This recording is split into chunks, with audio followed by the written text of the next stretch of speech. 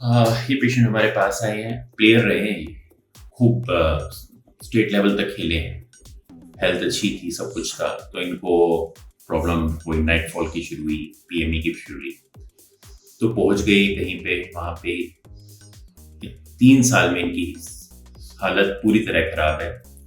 Liver खराब, hepatomegaly मतलब liver में इन्फेक्शन, सोजिश, स्प्लीन खराब, स्प्लीन में, यूरिनरी ब्लैडर में भी इन्फेक्शन, तीनों तरह की। उसके अलावा हार्ट बर्न, जिसके लिए इनको लगा, मतलब हार्ट बर्न मतलब जलन, सीने में जलन रहती थी हर वक्त, खाना हजम नहीं होता था। इनको लगा, और यहाँ पे दर्द होता होगा, तो इनको लगा कि हार्ट की भी प्रॉब्लम होगी। हार्ट चेक कराया, ऑफ कोर्स इतने यंग पेशेंट में ठीक ही निकला। अब ये क्यों हुआ?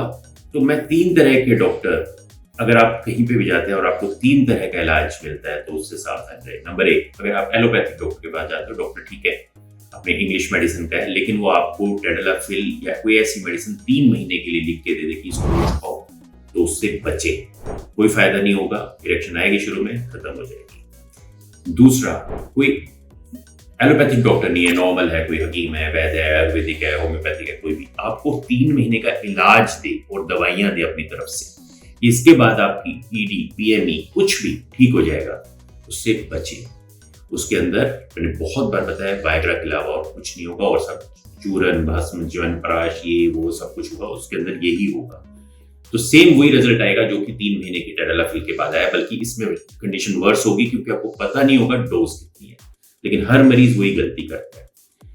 और एक हम बताना चाहेंगे, तीसरा पेशेंट वो है, तीसरा डॉक्टर वो है, उनसे सावधान है जो आपको परहेज बताए। अंडा नहीं खाना, मछली नहीं खानी, बकरा नहीं खाना, दूध नहीं पीना, गर्म चीजें नहीं खानी, आलमंड नहीं खाना, बादाम नहीं खाना, काजू नहीं खाना, पिस्ता नहीं खाना।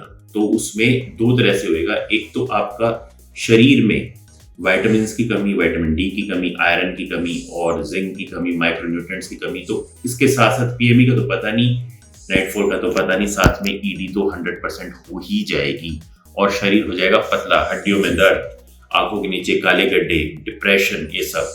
तो इन 3 चीज डॉक्टरों को हमेशा अवॉइड करो। अगर चले गए, उन्होंने लिख दिया, तो समझ जाओ ये तीनों इलाज गलत है।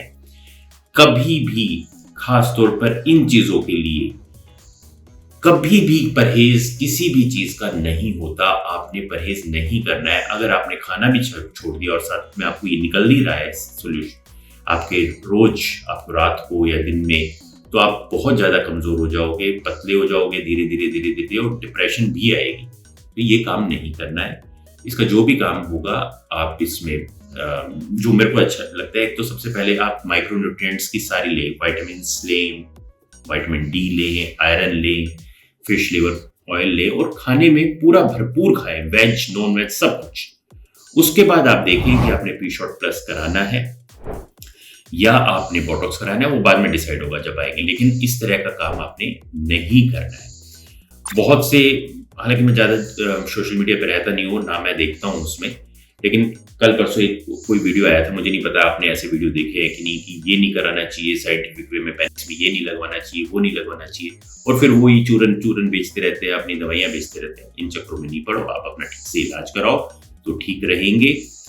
अगर आपने, मान लो हम आपको टेडलाफिल देते भी हैं, तो वो ऑन एंड ऑफ लेनी है। हमेशा याद रखें, वायग्रा, टेडलाफिल कभी कभी करने से पहले, और अगर आपकी शादी हुई है नई तो हफ्ते में 2 बार ले सकते हैं।